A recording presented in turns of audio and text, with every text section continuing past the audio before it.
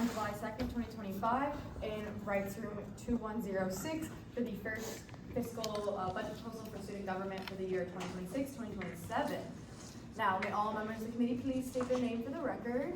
Molly Murphy, Jocelyn Riley, Brady Vanderberg, Maya Dikila. Marco Salvador, Anthony Wilson, Zach Wilsonovich. Quorum has been established with 7 members present. Can all members that are not in the committee please state their name for the record? Tyler Scar. Jerome Scott, advisor. Johanna Monti, treasurer. I want to give you an opportunity. Julia Vasco. James Tiger, Assistant Vice President of Student Life. Blake Cox, Student Body President. John Hancock, Student Legal Services. Justin Maltby, advisor. Karen Bryant, advisor. Drew Baker, advisor. Perfect. Now, Blake, before we start, we have had precedent that we give the introductions of the committee to our presenter. So can everyone on the committee state your name, your year, and your year on the committee? Yeah, I'm Molly Murphy. I'm a rising second year finance major, and this is my first summer on the budget committee. I'm Jocelyn Riley. I'm a rising third year. I'm a finance major, and this is my first year on the committee as well. I'm Brady Vanderberg, I'm a rising third year, I'm a business admin major, and this is also my first semester on the committee. I am Maya Dikila. I'm a 4th year. This is my 2nd year on the committee, and I'm very excited. I'm Marco Salvador. I'm a rising third year economics and political science double major, and this is my first summer on the committee. I'm Anthony Wilson. I'm a rising senior, I'm a sports manager major, and this is my 2nd summer on the committee. Zach Wilsonovich, I'm a rising second year, I'm a finance major, and this is my first year on the committee. Perfect. And we are now in line for the 2026-2027 budget proposal for the student government. Amazing. Well, good morning, everyone. It was great to meet a few of you. I do know most of you already. Yeah, here's our presentation for fiscal year 26-27, kind of our proposal. And it's a white screen. That's so excellent. It's so excellent. I love technology. All right. Things have already gone off the rails. Boom. Exactly where I left off. Perfect. Student government, as you all know, you all are involved in student government.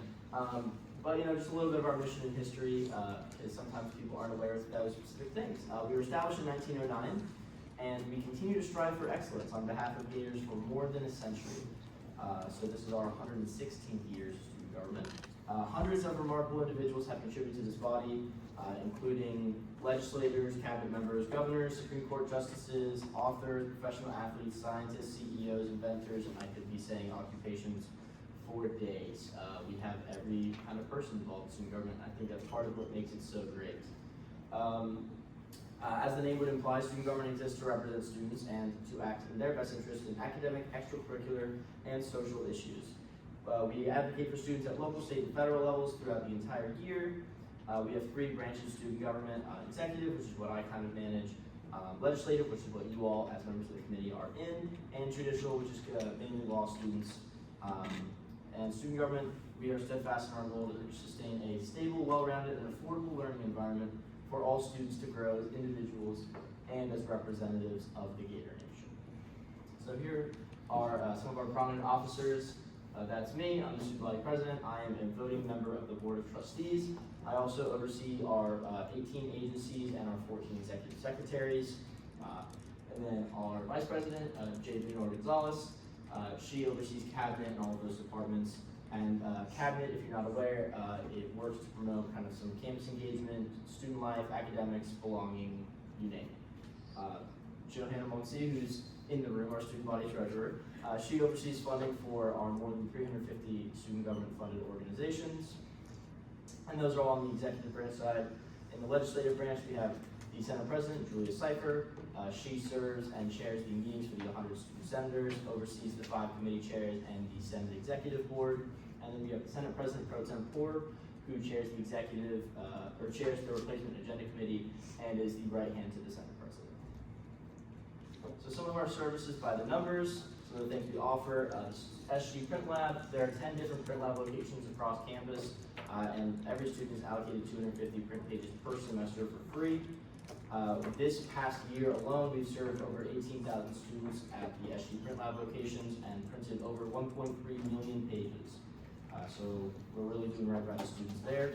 Our graphics and copy center, which I believe is right out there, we've printed over 2,000 resumes in the past year, as well as sponsored over 1,000 print projects for student organizations in different departments. As well, on the ground floor of the Rights and in many other locations, we have bike repair. They've issued over 2,000 repairs throughout this past year. They've underwent renovations recently in July 2024, have a little bit of a refreshed structure, layout, and there's an additional repair station.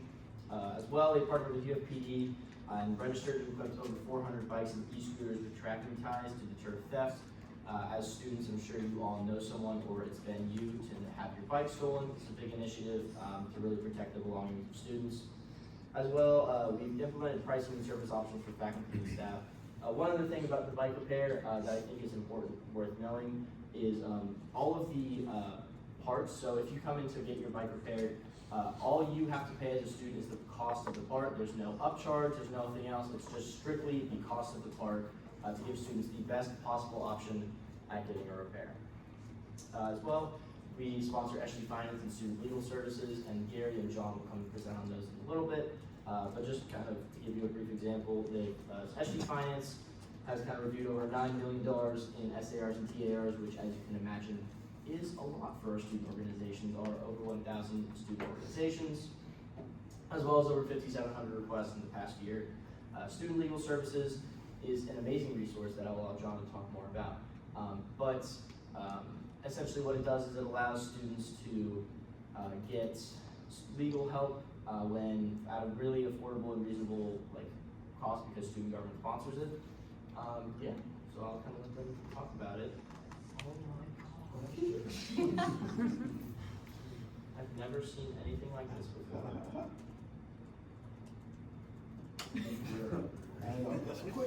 This is so great. I'm assuming this is Gary's part. Imagine it says Gary Bryant. Yeah. Yes.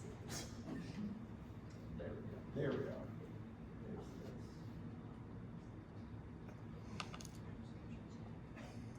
There we go. Oh, okay. Yep. So I'm just going to talk a little bit about our area. A lot of people don't realize, you go to the next one. I'll give you some brief history on it. So when I started back in 2016, 3/4 of us have been here since 2016, working together as a team, which is myself, Kim Harrell, and Chris Bursell. Reggie Keys has been with us about 1.5 years now. She's our newest face. But a little history. Back in 2016, what SG used to have was a budget cycle for student organizations. So basically, all of our large awards, we had about 60 accounts in Docutraq. They had an annual budget. As long as they use most of it, they're pretty much guaranteed. Good for them, bad for any new organizations that were trying to come onto the cycle. So I don't know if you know anything about the history books back then, but SG used to have an allocations committee. They had a budget, an annual budget, and so any new student organizations that were in the budget would have to go through that allocations process for a year, and then eventually get onto the budget cycle, which still had minimal amount of money in it. Fast forward to now, everybody goes to zero. So we've gone from 60 accounts to, we are now counting, the last count was 956 accounts in Docutraq. Yeah. Same 4-member staff, plus our student support handling that load. So pretty proud of the team. Everything you see, and I'll talk about our student assistants, because they're very valuable as well in our office. You'll see our front desk assistants, they handle everything from walk-ins to phone calls. So they have to themselves know they have the codes like back of their hand as well, because they're always talking to students and explaining the rules. Also reimbursement, so any SARs or TARs that come through Docutraq that the student themselves go out and pay for, our students handle all of those reimbursements as they come in, as they turn in their receipts. They're constantly processing those reimbursements that go back to the students. So we have a pretty good turnaround. We try to hit 48 hours, not that it's longer than 48 hours. So it's been pretty quick. As far as order pickup and distribution, so anytime a student group orders something that comes to our office, our student assistants, they handle going downstairs, getting those packages, getting them cataloged, informing the student order that their packages are in, and then distributing them once they come pick them up. They stay pretty busy. Our reconcilers, so student government is large. We have 126 department IDs that we use for student government. And that's not even, like, we have one for every person that, well, every org that we handle. It'll probably be, at least 5 times that number. But with so many department IDs, it takes us about an entire month to reconcile. So between Chris Bursell and our student assistants, there's a couple of them that handle reconciling. It helps us keep the monthly reconciling going forward. And then posting. So we have a couple of students that, so the entire cycle is, of course, the SAR, the charges, the hidden journal ledger, and then we post them against Docutraq to make them match up to the UF system. We have some students that handle that as well. So we keep them pretty busy. They learn a lot of financial trade, a lot of working with the system. So we're definitely proud to have them, and they help us just get more efficient in our job. So as far as when you're looking at the student government bill, Senate bill, every single one of those budget lines that Blake's going to be going through later, every single one of those comes through Docutraq in one way or another, either SAR or TAR. And so between myself and Johanna, we see a lot of requests. The number Blake had earlier was around 350 funding organizations. We finally got the process fully back in Docutraq, which you all helped manage, review, and get approved. We're now up to closer to 430. So it definitely helped improve us getting funding to more student organizations this time, and hopes to keep increasing. But like I said, every single line in the budget comes through Docutraq, comes across my desk, comes across Johanna's desk as well. And then kind of just the process for you, like we talked earlier, every SAR, even if it's non-student organization SAR, so Blake, he's put through SARs through SGIT, they all are labeled with the president and a treasurer, and there that has to review it, and then his estimate goes through Johanna. What I like about the process is student government funds, student fees, so the process always starts with students, always ends with students.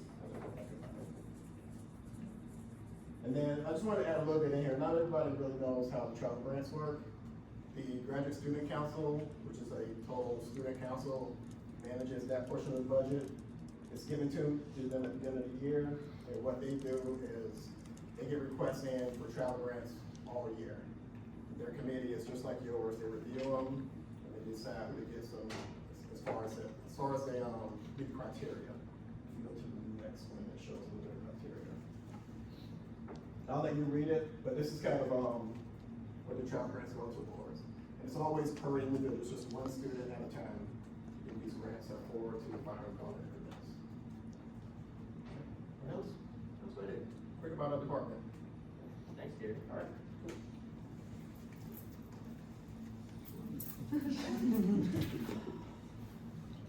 I don't have slides. Yeah, if you want to go while I try to figure this out. Okay. Imagine it says John Adcox. I think most of you know what student legal services is. I'll give a real quick spiel for anyone who's not real sure. We're a legal office funded by you, by student government. We represent UF students, not the University of Florida. That's general counsel's business, and we don't step on their toes if we get in trouble. And it's also a conflict of interest. We represent individual students, and for free, because they're funded, our office is funded by student government. We're set up as a prepaid legal service under the Florida Bar, which means we have a plan that sets forth what kind of law we can practice, and what kind we can, who's eligible, and all those kinds of things. If anyone wants to see a copy of the plan, just email me. I mean, I think we have it attached on our website, but if anyone has any questions, just let me know, please. What I handed out to you a while ago, this is the best fiscal year stats I could come up with, where it's always a little bit of a battle getting some accurate numbers on everything, on some of our stuff. If you can read through this, I mean, contacts, that's the number of people who would actually apply for services. We can't see everybody, some are conflicts, things like that. So clients, that's the number of people we actually see as clients. Money saved, that's actually money that a landlord was demanding from them, for example, that they don't have to pay because we fought and made the landlord back off. Money recovered, that's money actually put in people's pockets. also would give back a security deposit, for example. And then the attorney's fees, that's a number we keep up with our hours, our time spent on different files, and assign a value. Really, we really try to lowball this. We don't want, we're not trying to overbill like folks in private practice might be trying to do. We're just trying to give an idea for you and for the public, what the value of our legal services are. And we also represent student organizations. You can read there how many and the fees involved. Do notaries, and I'm not quite sure how the number that I gave you is off from this number here. Notaries, we actually track by hand, saying Joy's out of town. So that might be why the number's a little bit off. But one of the things that we really take pride in is that every year we can look back at the total amount of hard dollars that we've saved and put in the pockets of UF students, and it's always more than our budget. And then that only starts to tell the story of what we do. And I put a section in the bottom about all the experiential learning. And I know, I didn't know, I'd never heard that phrase a year ago probably. But now it's like the thing, you've all heard it. We've always heard about internships, externships, but as you guys know, as students, that's becoming more and more important as a part of folks' education.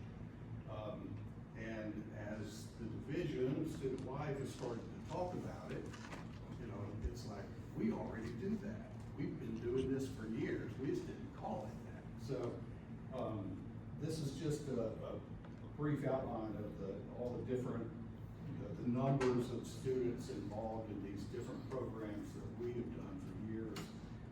We have employees at the front desk. We have shadowing and mentorship students who actually are able to sit in on appointments, and then we sit and talk to them later. We actually meet with them and talk to them about what they want to do, and whether they want to go to law school, and how hard to study for the LSAT, all that good stuff. If you're pre-law, you probably know a lot about.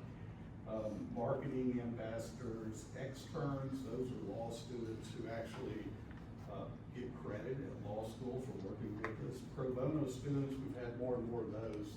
Law students have to complete a certain amount of pro bono hours, and we'll provide that, and also get some free work out of them. So that's always good.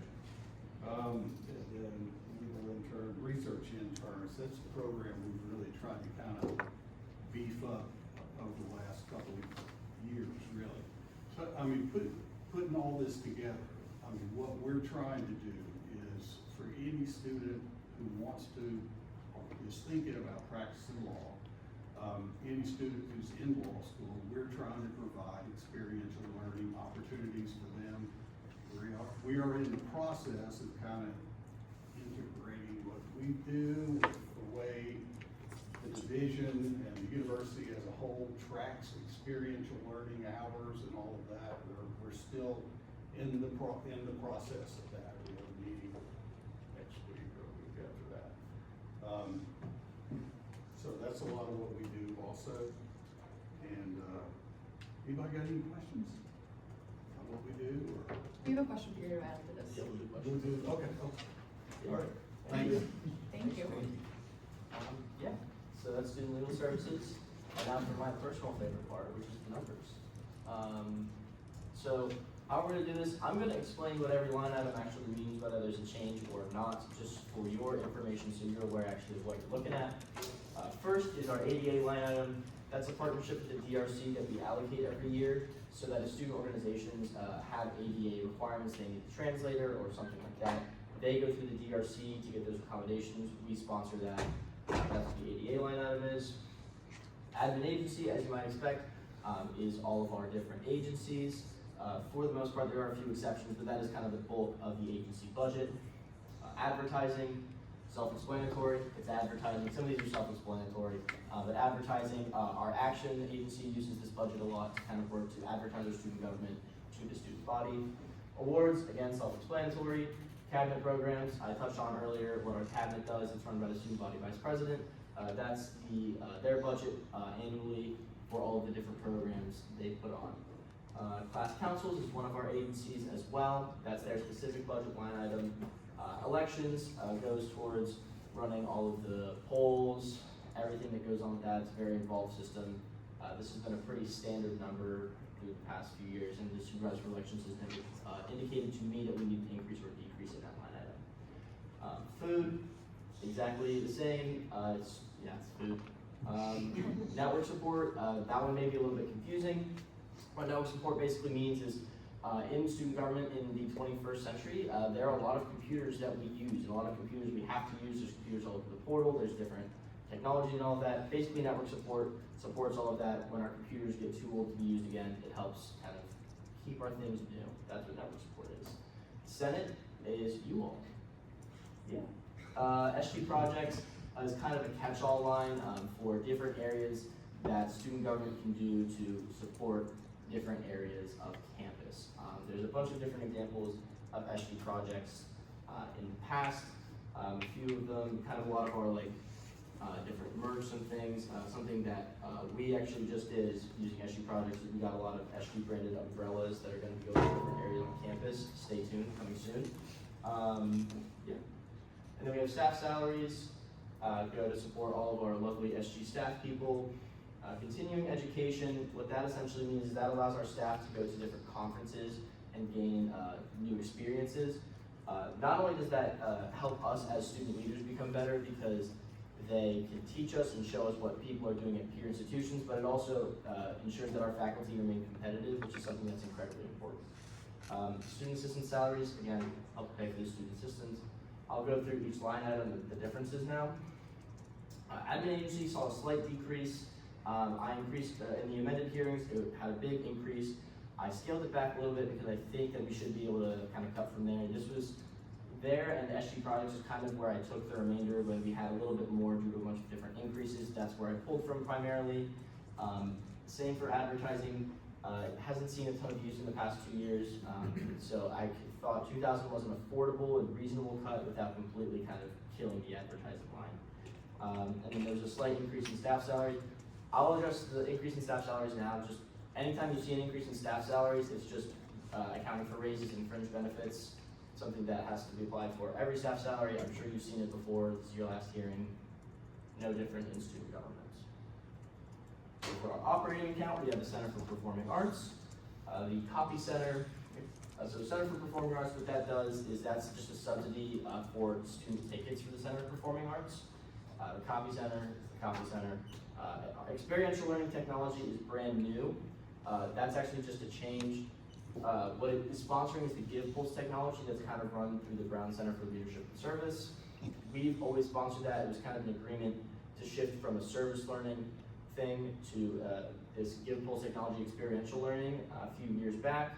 What this essentially does is make sure that we're just paying for it individually, makes the process more streamlined, more centralized, so it's not kind of going through a bunch of different processes. Just makes it easier on everybody. Florida Natural History Museum membership. If you don't know, we sponsor Florida Natural History Museum student tickets. There's zero for this upcoming year because they'll be closed for the upcoming year, so the increases kind of get them back. But I'll talk about all the differences at the end. Harn Museum, again, same as Florida Natural History Museum, sponsor our Art Harn Museum on campus. Music royalties, student government helps pay for the music royalties that everyone, that the campus uses. We are a portion of that, so all the music, just basically copyright or paperwork. Newell Hall, we also work with the Rights to help sponsor and pay for Newell Hall, same as the past few years. The New York Times Readership Program. Every student has the ability to sign up for a free New York Times subscription. If you didn't know that, sign up. And student government sponsors that. Phone services, paying for phones, officer salary. So I'll touch on this one just briefly. It pays for all of the officer salaries. And you will be hearing a bill later that actually is striking 2 salaries for the upcoming fiscal year. The reason the line item hasn't changed is because every time the state government does a increase due to cost of living, we are supposed to increase, and this is kind of just going to offset, so that's why it's a net zero. SGF student assistance, Gary, do you want to talk about why that's decreasing? No students are losing their jobs, it's just, Right. yeah. So previously, a year ago, we came to the committee about increasing that line because we were gonna hire a full-time staff person to help us out in finance. Since then, we've retooled what we needed and decided that instead of getting a full-time Teams employee, we're gonna get an ops employee. So that's a significant decrease. So instead of paying a 54% fringe, we're paying 10%. So then we went to Blake, who's looking for room to bring costs down and let him know that we wouldn't need that full budget anymore. So, yeah. But no students are losing their jobs because of this budget. I just want to make that clear to the committee. Staff salaries, again, standard. Supplies, office supplies, and the vehicle and bike station expenses helps to fund our bike repair shop. So some of the changes, Center for Performing Arts, I reached out to them and they basically expressed to me that our subsidy wasn't going the full amount that I believe that it should. So I reduced it to a $100,000 subsidy as opposed to $138,000. The experiential learning technology I talked about, it says a difference in $50,000. It's just getting taken from another line, which we'll see later. So the Florida Natural History Museum membership, it was originally at $82,000, zeroed out for this year, and I'm proposing $70,000 for the next year because I met with them and asked kind of, where are these dollars going, and they expressed that there's a little over $10,000 in advertising, and they said we don't really know what to do with this marketing, and I basically offered that we could just pick up the slack through action through all of our advertising, and they essentially were like, yeah, sounds good. So that was a very happy change. No one's upset. They're not we're not defunding the Natural History Museum, really. Music royalties, standard increase. It increases annually. While I'm here, I do want to mention that something that I'm planning on doing this fall is doing kind of what does student government do post, because a lot of students may realize that they have a subsidy for the Center for Performing Arts, the Harn Natural History Museum, etc. They don't realize that it's student government, so we're going to do a whole post basically simultaneously advertising that we offer all of these programs, but also kind of showing the students that this is what we do. Some students don't know what we do. Group budgets, student organizations, staying the exact same. Accent, we are cutting the travel line item, which just wasn't used very often, same for student government productions. Service learning, this is what I was mentioning earlier, had the original $50,000, it was decreased from $100,000 to $50,000 because that was the actual cost of the program, and then it's just getting moved to a different line item. SGIT, pretty standard staff and student salaries and billing. This is all just different salaries, and the increase is just pretty standard staff salary increases. Student legal services, $2,000 from advertising, pretty standard. Same thing as SG Finance with the student assistance, and that's why there's a $5,000 increase there, and then an increase in salaries again to cover for fringe. Yeah, and this is our total number. If you all have any questions, I'm ready for that now. Perfect. Thank you. Thank you so much. All right, we are now in line for 30 minutes of questions and discussion with our designated fiscal representative. So let me get my timer. Not looking for it. Give me 2 seconds. All right, timer starts now. You guys may open the floor to questions. I can start. Thank you for that presentation. Thank you for going line by line. Also, you answered a lot of questions as we were going. So I just have more overall questions rather than line by line questions now then. So what changes, specifically in student needs or campus trends that you've significantly seen that impact all these recommendations, or any specific recommendations? Because I know a lot of this is going straight to the students, so I want to gauge that from you as well. Yeah, so holistically, the way I kind of approach this is just making sure that every dollar was going towards the student experience. So that's why you saw a little bit of an increase from the Performing Arts Center and History Museum. I want to make sure that every dollar was being used as, perfectly as it could be for students. That's what led to some decreases there. The SG projects line, I think, is one of the best opportunities to give back to students because it's literally just projects designed for students, right? That line is getting a slight increase just because that's where I have the Natural History Museum's budget. But realistically, the way I've kind of tried to structure the budget is try to ensure that we are still covering for all of the salary increases that you get every year without actually impacting the student experience. And I think, if I do say so myself, I think we did a very good job, where realistically, you can kind of take a little from a lot of different places and it'll cover it in the aggregate. And student experience, I would be very, very surprised if the student experience was significantly impacted in any way by this. Awesome. And my next follow-up is, I also want to ask, how do you calculate cost effectiveness per student served across these major funding categories? Like, how would you gauge that as well? So that is a great question. And the difficult thing about that is it's very hard to just have a blanket answer because everything that we do is so different. How do you compare student legal services to something like our student organization? You can't. They're two completely different things. The, effectiveness per dollar, as you could say, it varies. And so really what I looked at is I looked at them all as individual entities. Is how are these dollars being spent within this entity? Is that the best place? Because comparing dollars across entities just doesn't work. And it was really just ensuring that every line item was actually using them effectively. Just because there are some instances, like basically a good example would be like Center for Performing Arts. Like I said, their subsidy was covering around $116,000, and we were paying $138,000. And I was like, well, that doesn't make any sense at all. That's a very obvious. Money's not being used right for the students, right? There's some other areas like our admin agency, right?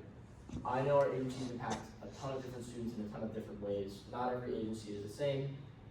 For example, like YLC focuses mostly on YLC and Bridges focus more on incoming students, prospective students. How do you quantify that versus an agency like Accent, who, that's all current students, and they all have big names, kind of bring more prestige to the university.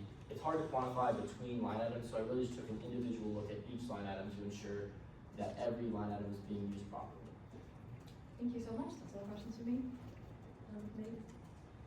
So in fiscal year 25-26, you allocated $100,000 extra dollars essentially for roots. So, and that was allocated a similar amount for fiscal year 26-27. What do you expect the programming differences for the roots agency that justify such a high cost?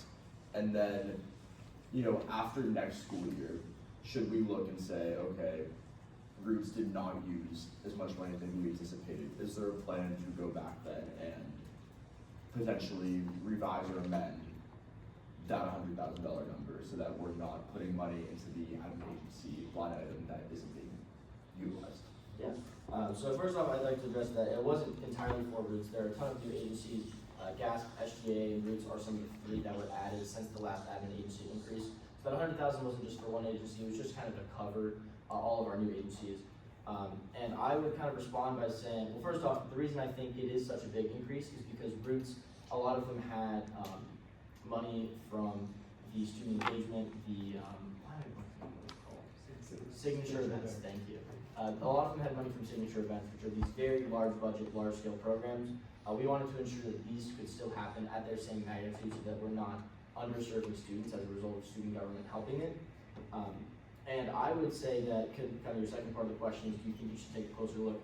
I would say yes, absolutely, for everyone, for everything, right?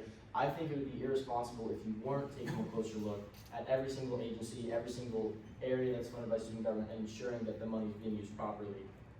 So that would apply to Roots, that would apply to class councils, that would apply to every single agency, every single line that we fund, and that is what I did this past year, and it's what I would hope the next student body president does as well.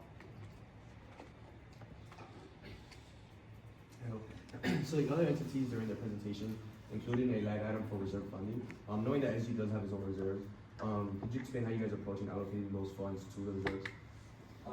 Who presented about the reserves? Pretty much every other entity that we represented by Student Rights Boards. So student government reserves are kind of an interesting one in that it's more all-encompassing. I don't have any specific plans right now. I'm going to have conversations because I don't think reserves are something meant to be spent. They're meant to be reserves, right? And the first thing when you look to spend anything in reserve is is the account in a healthy place? And that would be the first conversation about our reserves, because if your reserves aren't in a healthy place, then it should be completely off the table, even conversations of spending. That's my personal view. And what's interesting about our reserves is student government, yes, we have our own fiscal budget, right? But we also are the area that funds all of the other big four. So our reserves, like if we were looking to spend are some of our reserves, and if they were in a healthy place to be spent, I would first ask, well, is there another area, like what would impact students the most? Maybe it would be something in the rights union, maybe it would be something in rec sports, and maybe it would be something in student government. But because our reserves are so all-encompassing, those are the conversations that I would have beforehand if I were looking to spend.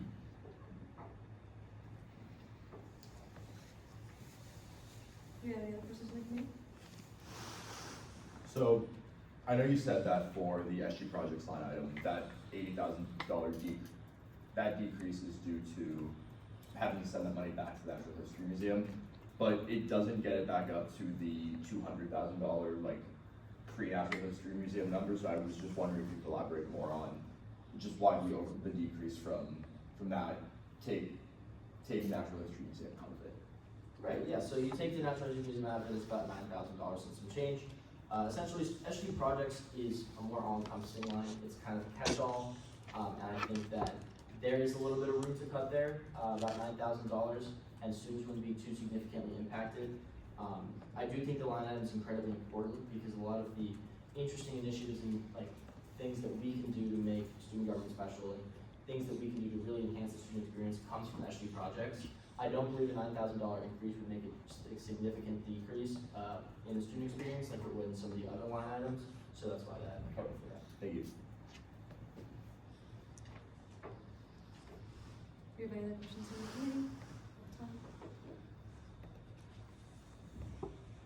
No? Dang.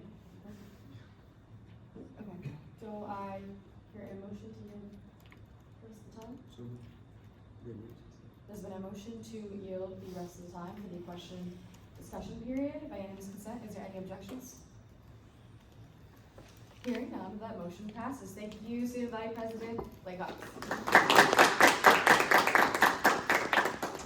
Okay, so we are now in line for 3 rounds of con pro debate with 1 ending round of con, 3 minutes each. Let me get my timer out.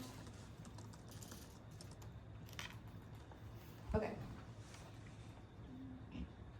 We are now in line for 1 round of con. Starting with con, do we have any on the floor? All right. I moved the previous question during the first round of con. Wait, not yet. We have to go through pro and another con before you can. Sorry, guys. But I just liked it a lot. Okay.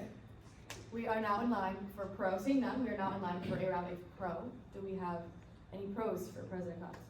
I would just say like that was like the first presentation to like less specific questions going line by line. Like I feel like every single presentation we asked them to basically do that. Like, can you break it down even further, and you did like the best job of literally doing that exactly. Like same thing of just like me deleting a question because you just literally answered it right after. Like it was just like so easy to follow along and understand what's going on. It was budgeted. Yeah, it makes sense. It makes sense. Yeah, I think the rest of the committee shares the same sentiment, so we really appreciate you taking the time to go line by line. We know you've done your due diligence and your homework, and we know your experience speaks for itself, but it really was like the most detailed presentation I think we've seen thus far, so I had 2 or 3 questions and they all disappeared by the time you finished speaking, so thank you. Yeah, I totally agree. I think the presentation was awesome. I also love the strategy that you adopted by making this budget. I think that what you said, taking a little from a lot of different places and just reallocating it in that fashion was really smart. And I really enjoyed seeing how it all panned out to ultimately benefit students and benefit student government as well. I don't want to harp on Molly's sentiments. My favorite thing about all 4 hearings is how I see each entity reserve their budget to make sure the student experience was never affected. And like I clearly see that here with this budget. You made sure none of your line items that were moved would truly affect students, even when it comes to student jobs. And I really appreciate that, and you looking out for the student experience. So I think it was a wonderful presentation. Yeah, I think just echoing what everyone's saying, just like the knowledge of each specific line item, like I asked her a general question about roots, and then you got into 2 other agencies that, you know, I just wasn't expecting that. So I think it's just, it goes to show how much of your own research and thoughts really went into this, and I, for one, really appreciate that. And I agree on the We have 1 minute left. Do we have any other pros from the committee? Yeah, I really like how you approach this presentation, kind of without a scarcity mindset. I mean, of course, like all of our different entities that we fund are looking to fully fund the student experience in the best way, but I feel as though the way you presented it, not only with the numbers, but just kind of with your tone and your rapport, didn't make us seem like, oh my gosh, like we're in emergency mode, and that's really refreshing. So I just really like how you went about this as a whole. You can tell that you're very well versed on this side and that side of this coin. Do we have any other remarks from the committee? All right, seeing none, I'm closing this round of pro, and we are now in line for the second round of con, starting now. Do we have any cons from the committee? All right, do I hear any motions from the I committee? move to yield this period of time by unanimous consent. Okay, there's been a motion to yield the rest of this time for this round of con. Do I hear any objections? Hearing none, the motion passes. Okay, we are now in line for another round of pro, starting now. Do we have any other pros or cons in the committee?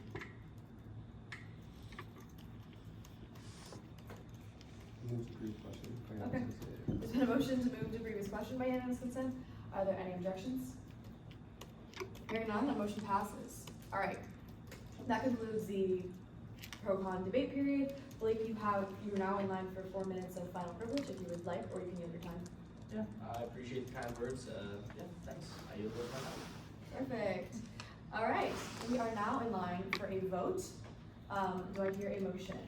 I move to advance the student government request to second hearings in the amount of $6,136,823 by unanimous consent. There has been a motion to advance the student government request, the student government fiscal request of $6,136,823 to second hearings by unanimous consent. Are there any objections? Hearing none, that motion passes. Seeing no other motions, I now adjourn this first fiscal meeting at 9:48 a.m. July 2nd, and Rights Room 2106 for the student government fiscal year budget 26-27. All right, thank you everyone.